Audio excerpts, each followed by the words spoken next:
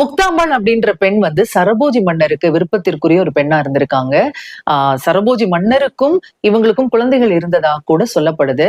இதனால வாரிசு உரிமையில ஏதாவது பிரச்சனை வந்துடுமோ அப்படின்னு சொல்லி முக்தாம்பாளுக்கும் இந்த குழந்தைகளுக்கும் விஷம் கொடுக்கப்பட்டதா ஒரு செவிவழி செய்தி இருக்கு. இப்படி விஷம் கொடுக்கப்பட்டதுனால அவங்களுடைய உடல்நலம் ரொம்பவே பாதிக்கப்பட்டு இறக்கும் தருவாயில சரபோஜி மன்னர் கிட்ட இந்த முக்தாம்பாள் கேட்டாங்களாம், என்னுடைய பெயர்ல ஒரு அன்னச்சத்திரம் வந்து நீங்க கட்டணும் அப்படின்னு சொல்லிட்டு. அப்படி அவங்களுடைய வேண்டுகோளுக்கு இணங்க ஒரத்த நாட்டுல சரபோஜி மன்னர் கட்டின சத்திரத்துக்கு பேர் தான் முக்தாம்பாள் சத்திரம் அப்படின்னு சொல்லப்படுது. மராட்டிய மன்னர்கள் கட்டின சத்திரங்கள்லயே இதுதான் ரொம்ப பெருசு அப்படின்னு சொல்றாங்க. ஒரு தேர் வடிவில இந்த சத்திரம் அமைக்கப்பட்டிருந்திருக்கு. ஒரே நேரத்துல பாத்தீங்கன்னா கிட்டத்தட்ட 4000 5000 பேருக்கு இலவச உணவும் தங்குமிடமும் அலோபதி மற்றும் ஆயுர்வேத மருத்துவ சிகிச்சைகளும் 5 மொழிகளை கற்பிக்கக்கூடிய பள்ளியும் இங்கே இயங்கி வந்தது அப்படின்னு சொல்லி சொல்றாங்க.